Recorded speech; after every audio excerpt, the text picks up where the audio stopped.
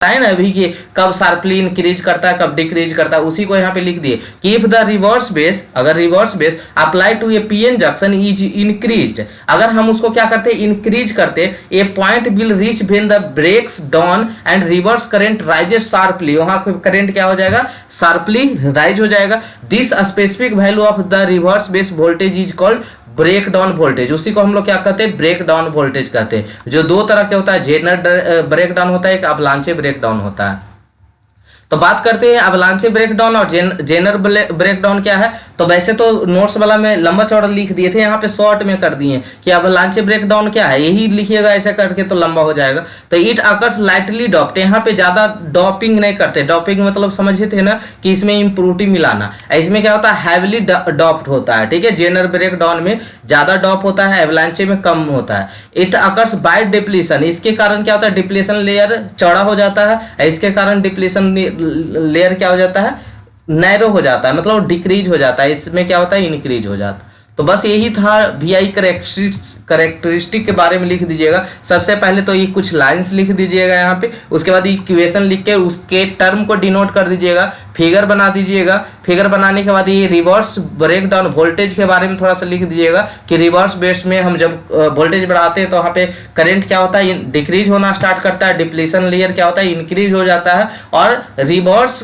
Base में current जहां से शार्पली इंक्रीज होता है वही उसी को हम लोग क्या बोलते हैं, ब्रेक डाउन वोल्टेज बोलते हैं, जो दो तरह के होता है, एक जेनर ब्रेकडाउन होता है, एक दूसरा अवलांचे ब्रेकडाउन होता है। जेनर ब्रेकडाउन और एवलांचे ब्रेकडाउन को लिखने के बोले तो इट अकर्स लाइटली डॉप, अवलांचे लाइटली डॉप होता है, और ये क्या होता है, जेनर ब्रेकडाउन हैवली डॉप होता है, ठीक है। तो ये डिप्लीशन लेयर इसका बढ़ जाएगा, इसका क्या हो जाएगा, घट जाएगा, क्योंकि इसका हैवली डॉप है, बहुत ज्यादा डॉपिंग किया हुआ है, ठीक है। तो इस तरह से हम लोग करते हैं। तीसरा क्वेश्चन था हाफ वेव रेक्टिफायर के बारे में, ठीक है। तीसरा क्वेश्चन हम लोग का था 20 सीरीज क्वेश्चन में हाफ वेव रेक्टिफायर क्या है। तो सबसे पहले हम लोग रेक्टिफायर को थोड़ा सा देख लेते हैं, क्योंकि वहां हमको लिखना है रेक्टिफायर को हाफ वेव रेक्टिफायर से, लेकिन यहाँ हम थोड़ा सा सीख लेते हैं कि रेक्टिफायर क्या है। तो रेक्टिफायर क्या है, तो it is the device which convert AC into pulsating DC. Pulsating DC मतलब होता है कंप्लीट डीसी नहीं, ठीक है, उसमें कुछ कुछ गुण एसी का भी रहेगा, ठीक है।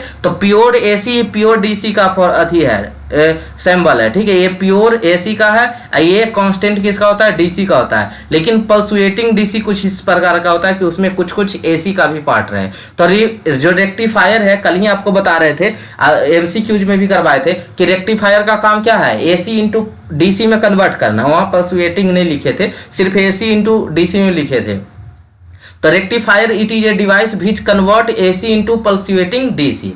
तो pure AC pure DC pulsating DC, it is based on the fact that PN junction diode will be conduct heavily in forward base and will not conduct in reverse base, ठीक है। It is based on the fact the PN junction diode will be conduct heavily forward base not reverse base। Types of rectifier दो तरह के, half wave rectifier, दूसरा क्या है, full wave rectifier. अब आते हैं यही दोनों में क्वेश्चन पूछे आपको 20 सीरीज में दिए थे कि हाफ वेव रेक्टिफायर क्या है विथ ऑल पैरामीटर्स, और फुल वेव रेक्टिफायर क्या है विथ ऑल पैरामीटर्स। तो आइए बारी बारी से दोनों क्वेश्चन को एक के बार दोनों क्वेश्चन को बारी बारी से समझते हैं। हाफ वेव रेक्टिफायर क्या है, तो the rectifier which give output only positive half cycle. अगर हमको सिर्फ और सिर्फ पॉजिटिव हाफ साइकिल में उसका आउटपुट मिल रहा है but not for negative half cycle is called half wave rectifier, ठीक है। यहाँ देखिएगा, यहाँ पे इसका देखिएगा, यहाँ पे input and output wave form से यहाँ पे था इनपुट एसी का ये, ठीक है। लेकिन हमको जो आउटपुट मिलेगा सिर्फ और सिर्फ कहाँ मिलेगा, पॉजिटिव हाफ साइकिल मिलेगा, निगेटिव वाला में नहीं मिलेगा, ये निगेटिव वाला में नहीं मिलेगा, नेगेटिव वाला में नहीं मिलेगा, सिर्फ कहाँ मिलेगा, पॉजिटिव हाफ साइकिल में मिलेगा। कहाँ मिलेगा, सिर्फ पॉजिटिव हाफ साइकिल में। तब इसी को हम लोग हाफ वेव रेक्टिफायर बोलते हैं, तब इसको क्या बोलते हैं, हाफ वेव रेक्टिफायर कहते हैं। तो यहाँ एक ट्रांसफार्मर लिया गया है, एक स्टेप डाउन ट्रांसफार्मर लिया गया है, जिसमें क्या है, एसी इनपुट पे हम एसी अप्लाई कर रहे हैं, और यहाँ पे आउटपुट है, आउटपुट के अक्रॉस एक लोड रेजिस्टेंस भी लगा दिए हैं। यहाँ पे एक डायोड लगा हुआ है, ये प्राइमरी कॉइल है जिसको हम प्राइमरी बाइंडिंग से भी डिनोट कर सकते हैं, बोल सकते हैं। यहाँ पे क्या हो गया, सेकेंडरी बाइंडिंग हुई है।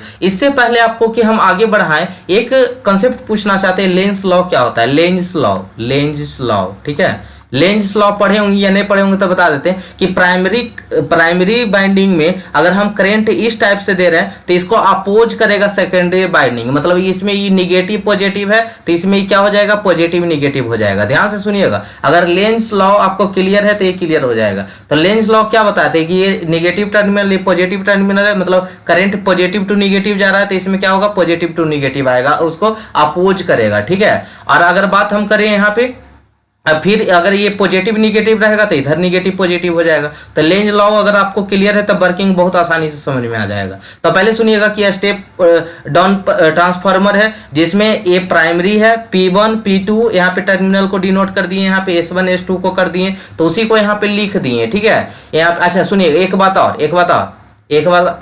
बात और ध्यान से सुनिएगा। ये क्या था, हम लिए थे एक बार में, फर्स्ट बार में निगेटिव लिए, क्या लिए, पॉजिटिव, तो ये क्या अपोज करेगा, ये करंट ऐसे जा रहा था, ये करंट कैसे आएगा, ऐसे आएगा, यानी ये पॉजिटिव ही क्या बनेगा, निगेटिव। तब P को पॉजिटिव से ये नहीं कहाँ के मिल रहा है, निगेटिव से, तब P पॉजिटिव और N निगेटिव क्या कहलाता था, जल्दी से बताइए, जल्दी से कमेंट कीजिएगा, ये क्या कहलाता था, फॉरवर्ड बेस। आप फॉरवर्ड बेस कहेगा तो ही पॉजिटिव हाफ साइकिल में हमको आउटपुट मिल जाता है। यही बात कर दे अब कि इसको निगेटिव उल्टा कर दे, बात समझ में आया कि रिपीट करें एक बार, चलिए रिपीट करते हैं आप, क्योंकि ये बहुत ही इंपॉर्टेंट है। हाफ वेव रेक्टिफायर आएगा, ठीक है, उसको सुनिएगा पहले। तो यहाँ तो देखिए एक बार फिर से रिपीट करते हैं हम, हाफ वेव रेक्टिफायर, क्योंकि हमको याद करवाना है, समझाना है, एग्जाम में क्वेश्चन को दम लिखवा के आना है। तो इसके लिए आपको जिनको पढ़ना मन है वो पढ़िए, जिनको लगता होगा कि बार बार रिपीट करते तो आगे बढ़ा लीजिए, कौन सा दिक्कत वाली बात है। या आपको हम सजेशन देते हैं कि देखिए साथ में, ताकि बार बार करने से माइंड में फिट हो जाए। ठीक है, चलिए, half wave rectifier, the rectifier which give output only positive half cycle. अगर हाफ वेव रेक्टिफायर किसको कहते हैं, तो आउटपुट हमको सिर्फ और सिर्फ कहाँ मिले, हाफ साइकिल में मिले, उसी को हम बोलते हैं half wave rectifier. But not for negative half cycle is called half wave rectifier. अब उसको में हम एक ट्रांसफॉर्मर का फिगर यहाँ पे दिखा रहे हैं, आपको भी एग्जाम में दिखाना है। ये AC अप्लाइड कर रहे हैं इनपुट पे, आउटपुट यहाँ पे DC है, एक डायोड लगा दिए। एक डायोड में बताए थे आपको, प्रैक्टिस क्वेश्चन की होंगे तो एक डायोड में हाफ वेव रेक्टिफायर, और दो डायोड होता था तो दो चार होता था तो क्या होता था, फुल वेव रेक्टिफायर। दो है मतलब सेंटर टाइप, और चार है मतलब ब्रिज। दो है मतलब सेंटर टाइप, चार है मतलब ब्रिज। ठीक है, ब्रिज फुल वेव रेक्टिफायर। तो वो सब चीज आगे हम भी दिखाने वाले हैं, पहले इतना समझिएगा कि एक डायोड लगल है मतलब हाफ वेव रेक्टिफायर है।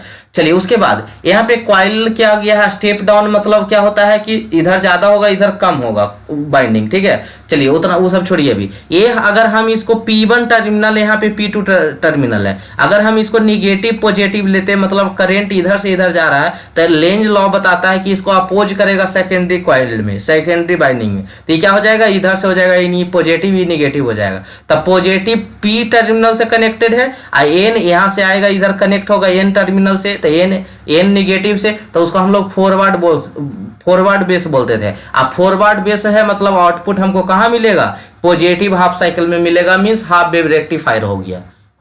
ठीक है, यही सेकेंड केस इसका जांच करते हैं हम कि निगेटिव में क्यों नहीं मिलता है, निगेटिव में क्यों नहीं आता है इसका हाफ वेव रेक्टिफायर का आउटपुट। तो इसलिए नहीं आता है क्योंकि ये पॉजिटिव हो जाएगा, ये निगेटिव हो जाएगा। ये निगेटिव, ये करंट अब ऐसे जा रहा है तो ये अपोज करेगा, ऐसे हो जाएगा, यानी अभी पॉजिटिव होगा, ये निगेटिव। तब P निगेटिव से N पॉजिटिव से, तब उसको हम क्या कहते हैं, रिवर्स बेस कहते हैं, और रिवर्स बेस में हमको आउटपुट नहीं मिलता है। आ गया समझ में। अब देखिए जितना चीज बोले है ना उतना चीज लिखल रहेगा लाइन बाय लाइन। ठीक है, तो यहाँ पे देखिएगा, it consist of a step down transformer with P1 P2 and S1 S2। Primary यहाँ पे टर्मिनल है, P1 P2 है, यहाँ पे क्या है, S1 S2 है। As primary and secondary coil rectifier, AC input in connected across primary, AC input across primary के अक्रॉस दे दिए। PN junction diode with the load resistance RL are connected secondary, और यहाँ पे एक लोड रेजिस्टेंस एक diode लगा दिए सेकेंडरी कॉइल में लगा दिए। तो इतना तो ये फिगर के बारे में लिखे। अब वर्किंग के बारे में सुनिएगा, वर्किंग में जो पॉजिटिव निगेटिव बोल रहे थे ना, बस उसको सुनते जाइएगा। During positive half cycle let us consider P1 to be negative, अगर हम P1 को निगेटिव करते हैं और P2 को पॉजिटिव करते हैं तो लेंज लॉ क्या बताता था कि उसका उल्टा हो जाएगा, यानी S2 क्या हो जाएगा निगेटिव और S1 हो जाएगा निगेटिव और S2 क्या S1 क्या हो जाएगा पॉजिटिव और S2 क्या हो जाएगा निगेटिव। अगर ये आपका P1 है, ये अगर आपका P2 है तो ये क्या था निगेटिव, P1 को क्या ले रहे थे आप, P1 को निगेटिव आप P2 को पॉजिटिव ले रहे थे, तो ये क्या हो गया है यहाँ पे इस तरह से, तो इधर क्या आएगा रिवर्स बेस, ऊपर पॉजिटिव नीचे निगेटिव। अब यहाँ पे डायोड लगा हुआ था जिसको हम PN बोल रहे थे, P से पॉजिटिव यानी वो क्या होगा रिवर्स बेस, फॉरवर्ड बेस, तो hence the diode will be in the forward base will give output. जब फॉरवर्ड बेस हो गया तो आउटपुट हमको मिल जाएगा। During negative half cycle P1 will be positive. अब P1 को हम क्या कर देते हैं, ये P1 है, ये P2 है, ये क्या है S1 है और ये क्या है S2 है, तो इसको हम पॉजिटिव कर देते हैं, करंट अब ऐसे आएगा, इसमें कैसे जाएगा, इसमें यानी निगेटिव हो जाएगा, तो निगेटिव हो जाएगा, टर्मिनल यहाँ पे P है, तब P निगेटिव से मिलने के बाद क्या बनाता है रिवर्स बेस बनाता है, तब P2 will be negative due to Lenz law, S1 will becomes negative and S2 will becomes positive, therefore the diode will be reverse base and hence will not give output, thus we get output only for the half cycle, therefore it half cycle wave rectifier।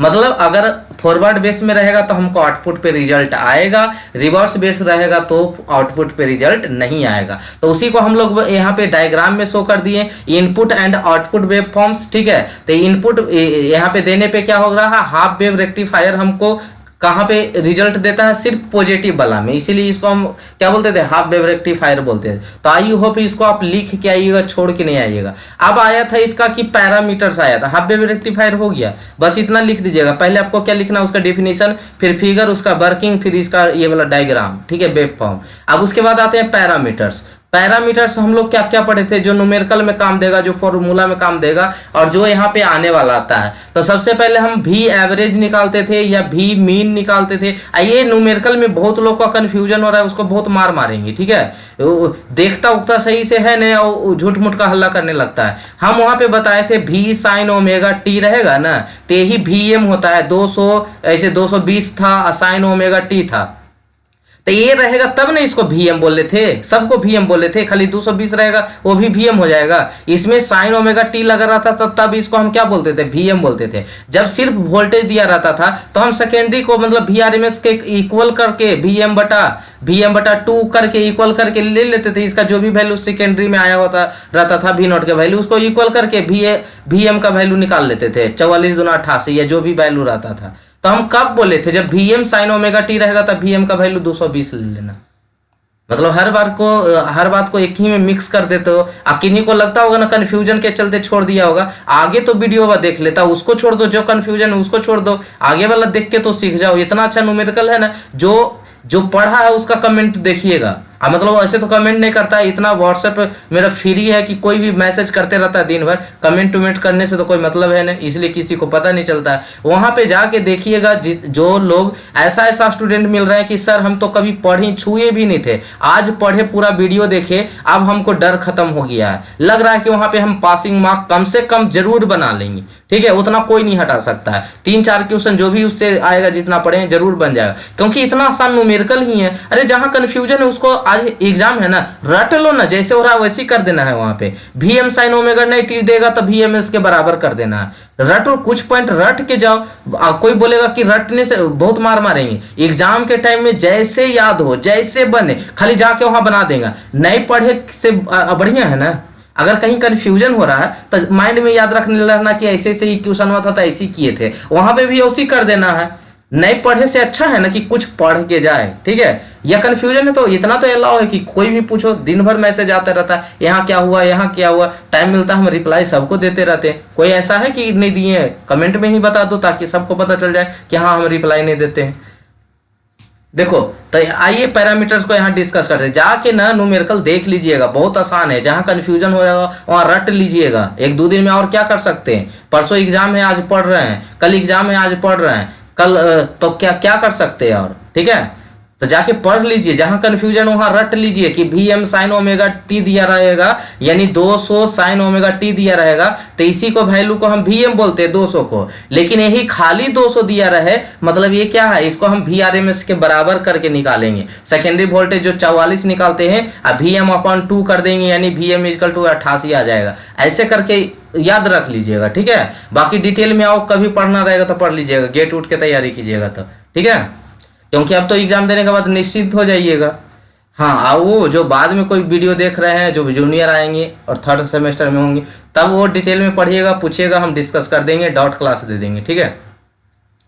आइए यहाँ पे हाँ, parameters को देखने वाले थे ना, तो पैरामीटर्स हम लोग क्या क्या देखे थे, वी एवरेज देखे थे, वी डी सी, जिसको हम वी डी सी से डिनोट कर सकते हैं, दोनों एक ही चीज़ है, या वी मीन से भी हम डिनोट कर सकते हैं, ठीक है। तो इसका वी एवरेज का वैल्यू क्या होता है, तो वी एवरेज का वैल्यू जो होता है वी एम अपॉन कितना होता है, पाई होता है। अगर हम इसी में करंट की बात करें, यही पैरामीटर्स बोलेगा तो लिखना है आपको, ठीक है। अगर वी एवरेज की बात करता है तो आई एम अपॉन उसको हम क्या बोलते हैं, पाई बोलते हैं, ठीक है।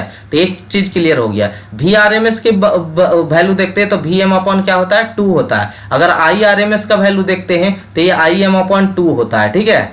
कितना क्लियर हो गया, क्लियर। चलिए रिपल फैक्टर की बात करते हैं इसमें हाफ वेव रेक्टिफायर में। तो रिपल फैक्टर होता है जो अंडर रूट एफ एफ का होल स्क्वायर माइनस 1 होता है। एफ एफ का होल स्क्वायर माइनस कितना होता है, 1। जहाँ एफ एफ को क्या बोलते हैं, फॉर्म फैक्टर बोलते हैं। एफ एफ को क्या बोलते हैं, फॉर्म फैक्टर बोलते हैं। तो फॉर्म फैक्टर का होल स्क्वायर माइनस 1। अब फॉर्म फैक्टर क्या होता है, तो वी आर एम एस बटा क्या होता है, वी एवरेज होता है का होल स्क्वायर माइनस 1। अब वी आर एम एस का वैल्यू कितना, वी एम अपॉन 2, इसका वैल्यू कितना, V M upon pi. V M से वी एम कट गया, यानी पाई बाई 2 का होल स्क्वायर माइनस 1। तो इसका वैल्यू हाफ वेव रेक्टिफायर में 1.2 बनाता है, 1.2 बनाता है। याद हो गया। इफिशियंसी की बात करें तो 40.6% होता है, ठीक है। और कुछ था इसमें, और पी आई भी था, पीक इनवर्स वोल्टेज, जो वी एम के बराबर होता है। कहीं से एक बार मिस्टेक से हम वी एम इजकल टू 13.33 लिख दिए, उसमें भी लोग को कंफ्यूजन हो रहा है।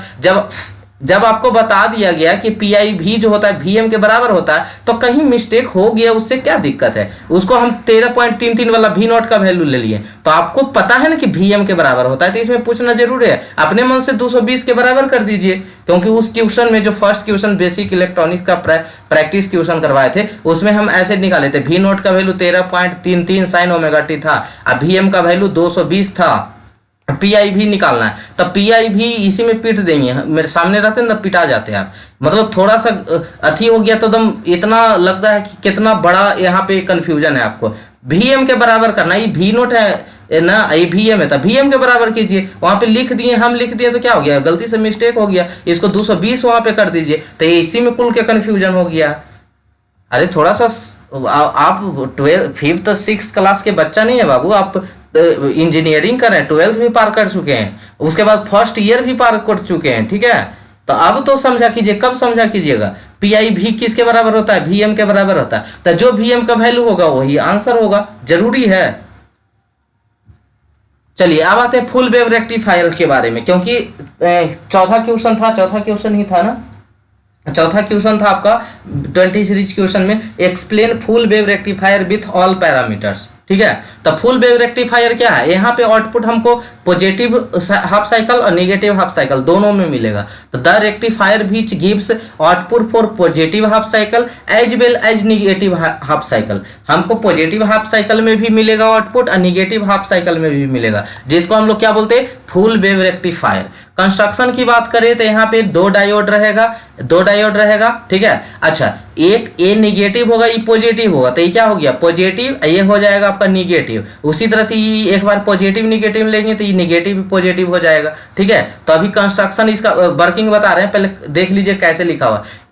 स्टेप डाउन ट्रांसफार्मर लिए जिसमें P1 टर्मिनल है, P2 टर्मिनल है, उसी लैंग्वेज के लिख दिए, बस दोनों सिमिलरिटी है, समझिए एक तरह से दोनों में लगभग सेम ही चीज होता है, बस वहां पे आउटपुट सिर्फ हाफ वेव साइकिल में होता था, यहाँ फुल वेव साइकिल में, बस इतना ही अंतर है। तो consist of a step down transformer P1 and P1 P2, और यहाँ सेकेंडरी में जो है कॉइल उसमें है S1 S2 है। इनपुट AC पे कनेक्टेड है अक्रॉस प्राइमरी, आउटपुट कहाँ पे है, सेकेंडरी में है। 2 डायोड्स लगा हुआ है D1 D2, यहाँ पे 2 डायोड्स लगा हुआ है with load resistance R connected across secondary में लगा हुआ है, RL लगा हुआ है, ठीक है।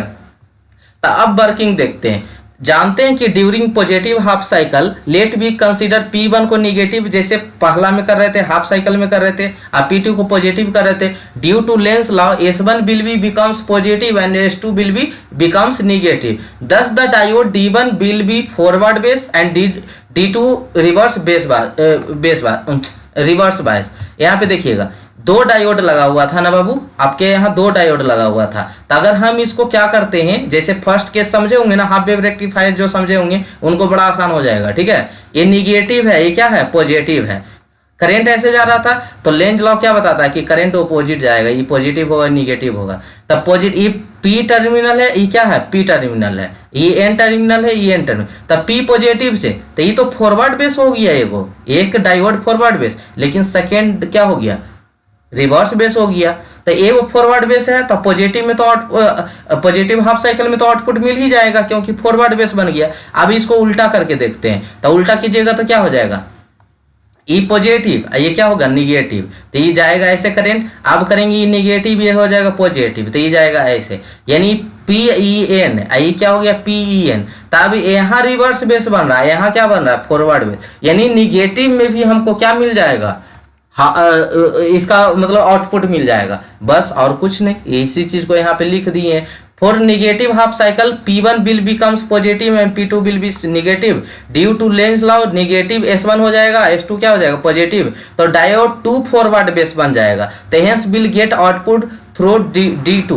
अगर अबरी किसके थ्रू मिलेगा आउटपुट, D2 के through. It gives output for both, half cycle में भी मिल गया, नेगेटिव में भी एज वेल एज पॉजिटिव में भी। तो जिसे को हम लोग क्या बोलते हैं, फुल वेव रेक्टिफायर बोलते हैं। मतलब यहाँ पे हमको क्या मिल जाएगा, यहाँ भी मिल जाएगा, यहाँ भी मिल जाएगा, निगेटिव वाला में भी मिल जाएगा, निगेटिव में पॉजिटिव में सभी मिल जाएगा आउटपुट। तो इसी को हम लोग क्या बोलते हैं, फुल वेव रेक्टिफायर बोलते हैं, ठीक है। अब इसकी कैरेक्टरिस्टिक की बात करते हैं, पैरामीटर की बात करते हैं। तो यहाँ पे V एवरेज इक्वल टू, याद कर लीजिएगा, एक तरह से याद करवा रहे हैं, ठीक है। V एवरेज की बात करते हैं तो 2 VM पाई होता है, 2 VM पाई होता है। और I एवरेज की बात करें तो 2 IM पाई होता है, क्लियर।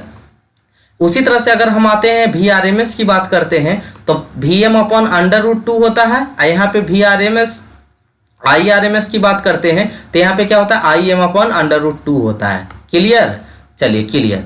इफिशियंसी की बात करें तो इसका हाफ वेव रेक्टिफायर में 40.6 था, 2 कहीं थोड़ा सा वैरी करेगा, कोई दिक्कत नहीं है, ठीक है। कहीं कहीं 41 भी लिखा रहेगा। तो आपको प्रैक्टिस क्वेश्चन में ही बताए थे कि इस पे टेंशन नहीं लेना कि सर कहीं हमको 41 दिखता है, कहीं 40.2 दिखता है, कहीं 40.6 दिखता है, कोई दिक्कत नहीं। आपको एक रेंज हम दे देते हैं कि 40 to 41% के बीच में रहना चाहिए, ठीक है।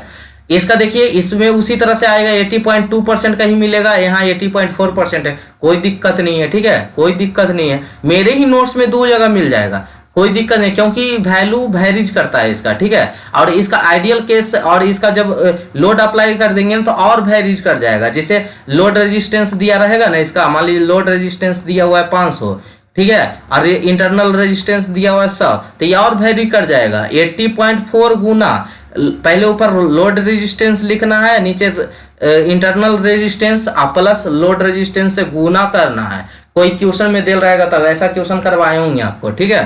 तो ये कब लिखना है, जब आपको न्यूमेरिकल आएगा तब, लेकिन ऐसे आपको आंसर यही करना है। चाहे कंफ्यूज हो गए होंगे, अब हम फिर से बोल रहे हैं, ध्यान से सुनिएगा। वो न्यूमेरिकल में करना है, ये जो बता रहे थे ना RL RI + RL, ये न्यूमेरिकल रहेगा तब करना है। जब न्यूमेरिकल बना रहे हैं ना, ये वैल्यू दे रहे तब ऐसा करना है। तो न्यूमेरिकल बनाएंगे या बताए हैं, वहां जाके देख लीजिएगा। आपको क्वेश्चन पूछे, थ्योरी में लिखना है, ऑब्जेक्टिव में पूछना है, वाइवा में पूछा जाए, तब कैसे आंसर करना है कि efficiency of half wave rectifier 40.6% या 2%, efficiency of full wave rectifier कितना होता है, 80 या 81.2%, ठीक है। This pulsating DC can be converted into pure DC by use filter circuit like capacitor, inductor, etc.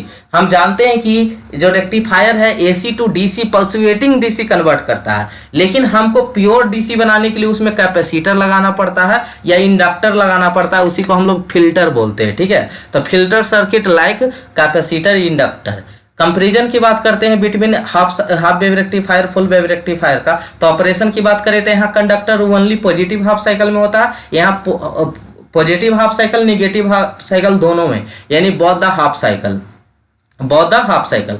Full wave rectifier दो तरह का होता है, सेंटर टाइप होता है, ब्रिज रेक्टिफायर होता है, लेकिन आपको ऐसा ज्यादा कंफ्यूजन नहीं करेगा क्योंकि आपका ब्रांच पेपर नहीं है, ठीक है, आपको ओवर भी क्वेश्चन पूछा जाएगा। नंबर ऑफ डायोड यहाँ पे एक है तो मतलब हाफ वेव रेक्टिफायर है, दो या दो से ज्यादा है तो फुल वेव रेक्टिफायर है, दो है तो सेंटर टाइप, चार है तो bridge. The average value Vm अपन पाई होता है, इसका 2 Vm अपन पाई होता है, इसका भी 2 Vm अपन पाई होता है, ठीक है। अगर हम RMS की वैल्यू कहें तो Im/2 होता है, लेकिन यहाँ पे RMS वैल्यू कितना होता है, Im/√2 होता है। रिपल फैक्टर की बात करें तो 1.21 आता है, यहाँ पे 0.48 आता है, ठीक है। इफिशियंसी की बात करें तो 41% होता है, यहाँ 81.2% होता है। अब PIV की बात करें तो Vm के बराबर होता है। अब कोई कंफ्यूज किया तो बहुत मार मारेंगे।